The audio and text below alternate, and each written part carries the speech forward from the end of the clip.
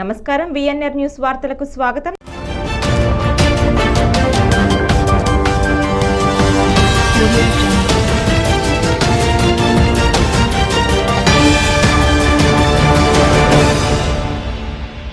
చిత్తూరు జిల్లా పెనుమూరు శ్రీ కమలాంబికాదేవి సమేత శ్రీరామలింగేశ్వర స్వామి ఆలయంలో మంగళవారం అమ్మవారికి నూతన రజత కవచ అలంకారం వేద మంత్రాలతో వైభవంగా నిర్వహించారు. ఆలయంలో ఉదయం అమ్మవారికి అభిషేకం నిర్వహించి ప్రత్యేకంగా అలంకరించారు.